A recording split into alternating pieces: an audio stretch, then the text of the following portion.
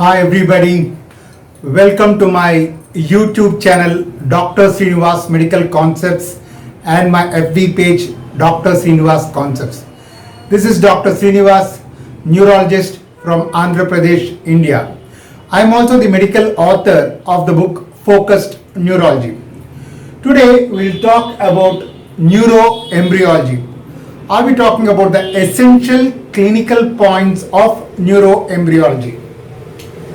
The development of the nervous system begins with ectodermal cells start to form the neural tube. So the development of nervous system begins when the ectodermal cells start to form the neural tube.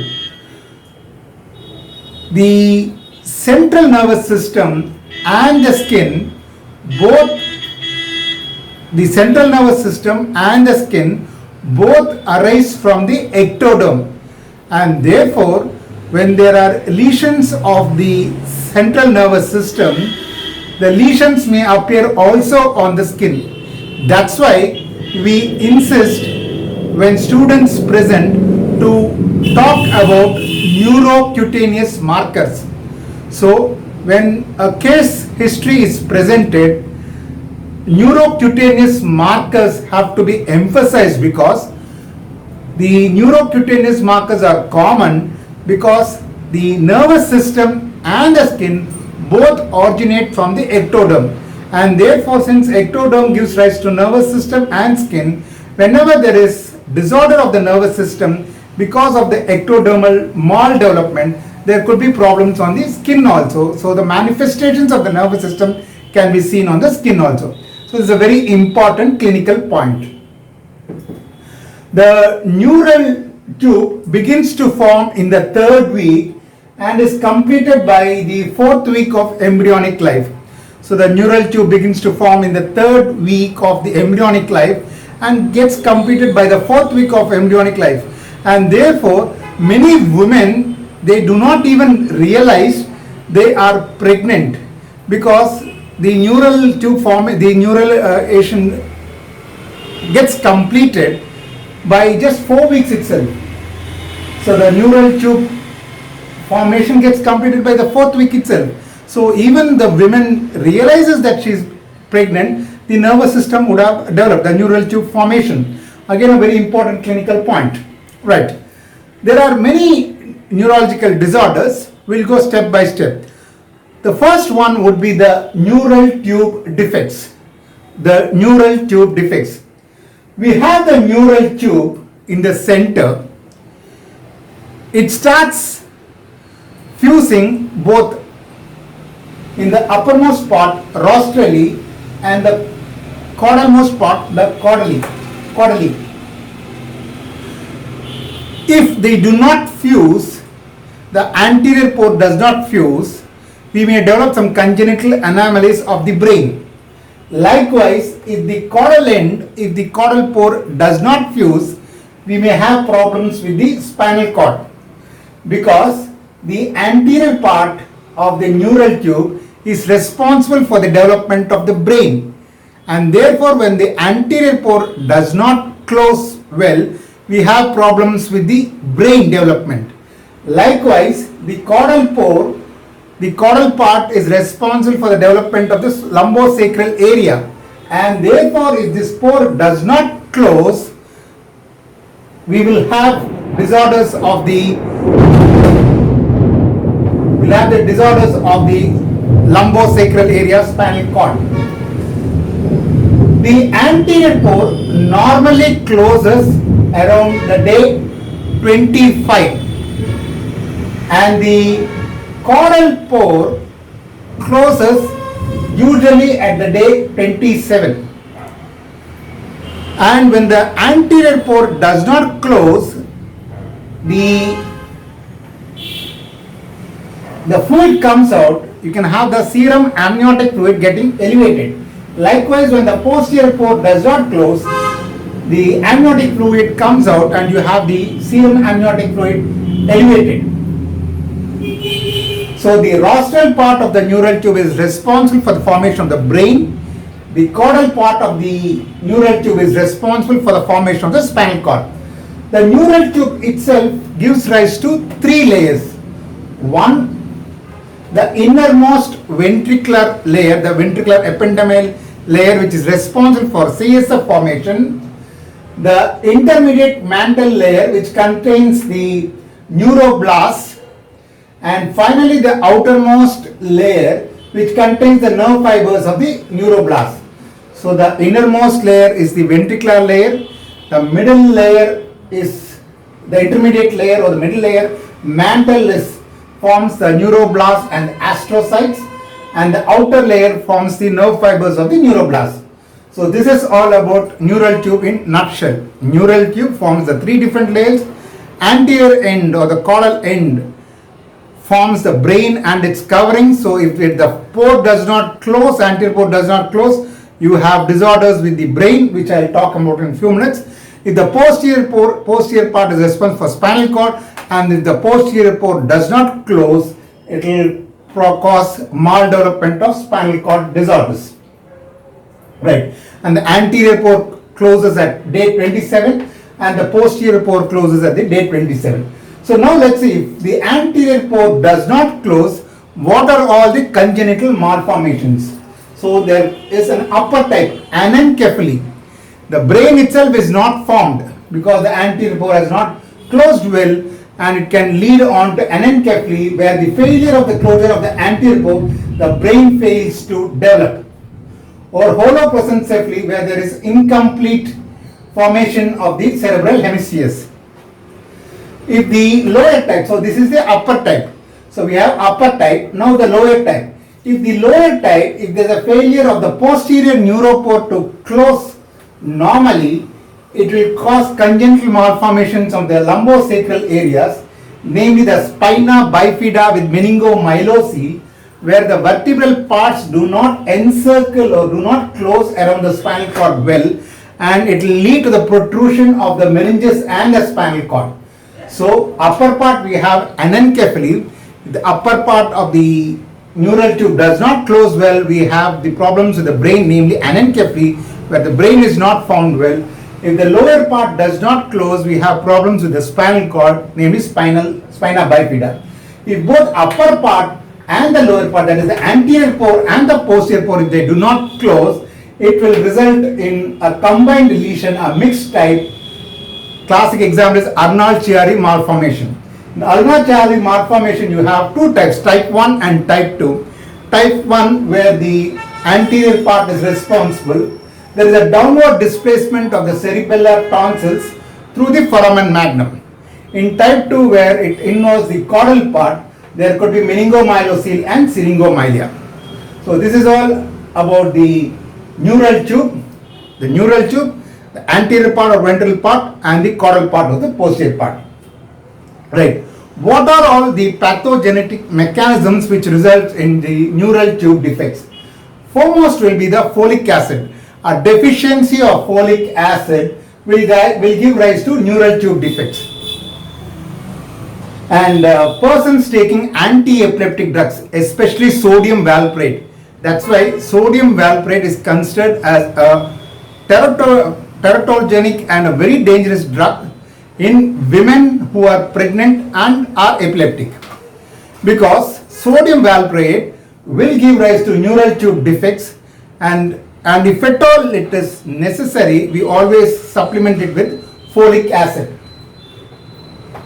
The sonic hedgehog overaction also is responsible for the neural tube defects.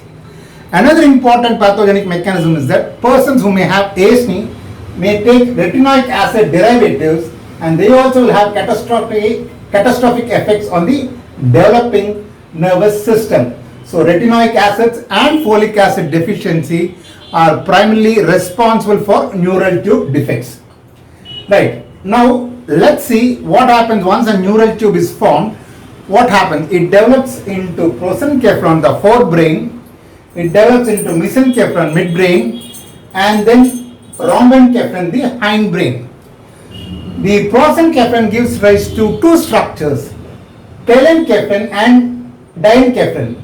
Telencephalon will give rise to cerebral cortex, and all these will contain ventricles, whereas in telencephalon there is lateral ventricle, and of the cranial nerves it will have the first cranial nerve, and the disorders of prosencephaly may result in alobar prosencephaly, where there can be a single lobe, or erinocephaly, where there is olfactory bulb defects or agenesis of corpus callosum. So prosencephaly will give rise to cerebral cortex. The ventricle present in the telencephalon is the lateral ventricle, and the cranial nerve present in the telencephalon is the first cranial nerve, and the defect may be agenesis of corpus callosum. Prosencephalon also gives rise to diencephalon, which primarily contains thalamus and its associated structures. The ventricle contained in the diencephalon is the third ventricle, and the cranial nerve taking part in the diencephalon is the second cranial nerve. So it fits in correctly. The uppermost part, telencephalon, will have the first cranial nerve. The next uppermost part, diencephalon, will have the second nerve. The other cranial nerves are below. So then comes the mesencephalon, midbrain, which gives rise to mesencephalon or midbrain, and the ventricle present here is the cerebral aqueduct, which connects the third ventricle with the fourth ventricle, and the cranial nerves present in the midbrain are third and fourth cranial nerve. So first cranial nerve is present in telencephalon, the second cranial nerve is present in diencephalon, the third and fourth cranial nerves are present in mesencephalon. Then we have romencephalon or hindbrain, which gives rise to metencephalon and mylencephalon. Metencephalon will give rise to pons, and the cranial nerves presented are 5, 6, 7, 8, and the ventricle present is fourth ventricle. Again, hindbrain or romencephalon gives rise to mylencephalon, which gives rise to medulla oblongata. Here the cranial nerves are 9, 10, 11, 12 cranial nerves. The 12th nerve is the medial most, and the ventricle contained is the fourth ventricle. So these are the derivatives of the brain, which will give rise to all these cerebral structures. Right. Now we have seen the neural tube defects and the derivatives, how these different parts of the brain are present, the derivatives of the anterior pore. Now let's see the neural migration defects. We saw the neural tube defects, now I'll be talking about neural migration defects. Neurons in the germinal matrix, that is in the ventricle, proliferate profusely and then migrate to the different parts of the nervous system. So neuronal migration disorders, the nerve cell in the germinal matrix proliferate infinitely and go to the different parts of the brain. Here again there is an important clinical point. When there is hypoxemic encephalopathy, the vessels in the germinal matrix gets affected easily and can result in the intraventricular hemorrhage. So in children or young infants, we see hypoxemic encephalopathy giving rise to the hemorrhage. How do these cells which are present in the germinal matrix go to the different areas of the brain? It is because of the radial glial cell bodies which guide the migrating neurons to the correct location. So the radial glial fibers will guide these cells which are present in the germinal matrix to the correct location. So if there is a disorder in the neural migration from the germinal matrix to the cortex, you can have neural migration defects like microcephaly, small brain, or megalencephaly, or cortical heteropias, double cortex, or agenesis of the corpus callosum, or sesencephaly, that is the clefts in the cerebral hemispheres. So the neural migration disorders are sesencephaly, agenesis of the corpus callosum, microcephaly, megalencephaly, and cortical heterotopias. Right. After this, finally, after the neural tube formation, the neural migration, there is development of sulci and gyrus. Why there is the development of gyri and sulci? It is because when there is sulci and gyri, lot of infolding of the brain, it can accommodate a large part of the brain. If it were to be flat, it cannot accommodate a large part of the brain. So because of the sulci and gyri, it can accommodate a large part of the brain, and therefore there is a development of sulci and gyri. So when there's a maldevelopment of sulci and gyri in the neuroembryological disorders, they can result in lissencephaly, smooth brain, that is the sulci and gyri are absent. So it's a smooth brain, sulci and gyri are absent, that is lissencephaly. We have pachygyria. Gyri are thicker than normal. Pachygyria, gyri are thicker than normal. Then we have polymicrogyria, that is excessive number of small gyri. So after the neural tube defects, after the derivatives of the anterior pore formation, there could be neuronal migration and then the development of gyri and sulci. Now, having seen the neurological development,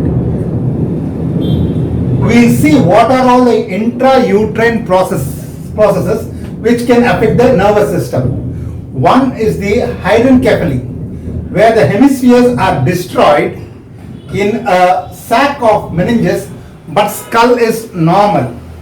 Second is the porencephaly, when there is cyst formation in the region where the developing brain has been destroyed or has developed abnormally.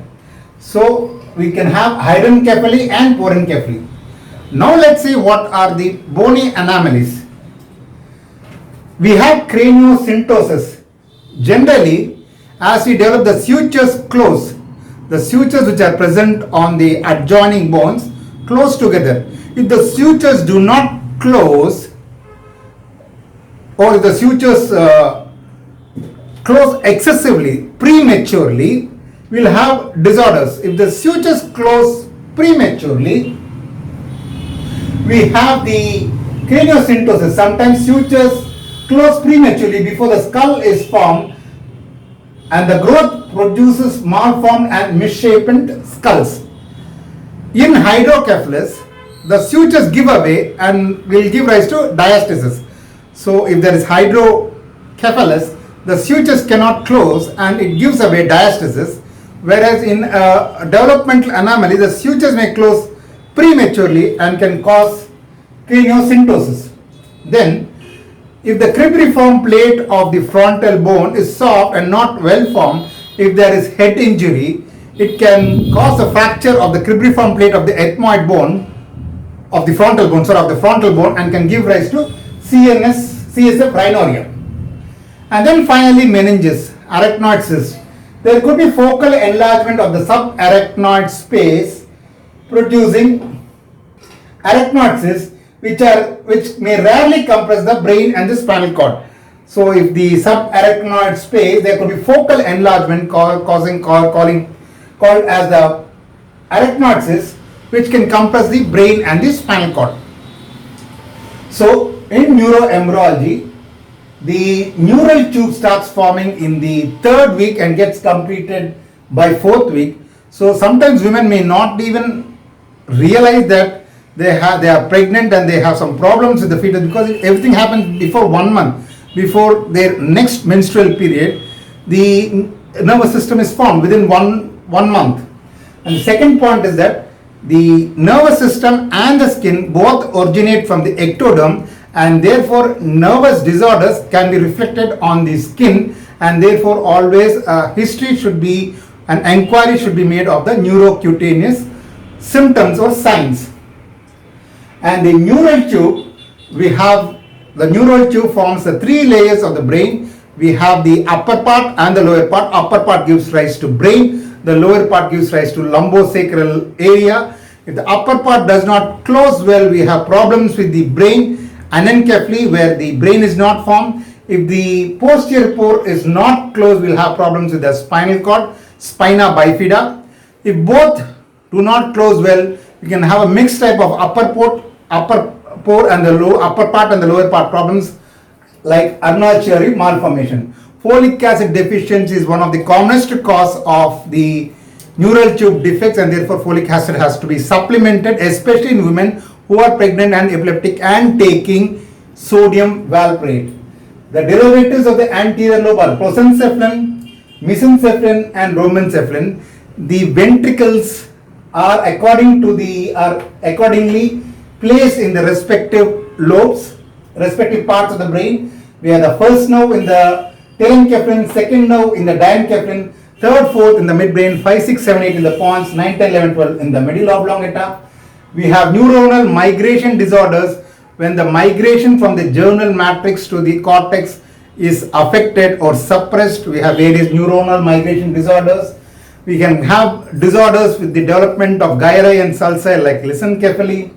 We can have intrauterine processes affecting the embryonic period, the life. We can have problems with bone anomalies like premature closure of the sutures known as craniosynostosis, or if the cribriform plate, if it is weakened by trauma, you can have CSF, rhinorrhea, meninges, there could be malformation, there could be arachnoids which can go and compress the brain and the spinal cord.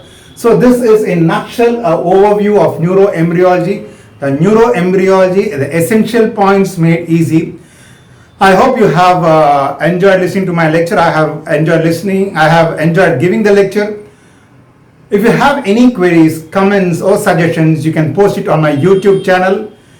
Please like and subscribe my YouTube channel, Dr. Srinivas Medical Concepts, and my FB page, Dr. Srinivas Concepts. Thank you. Bye.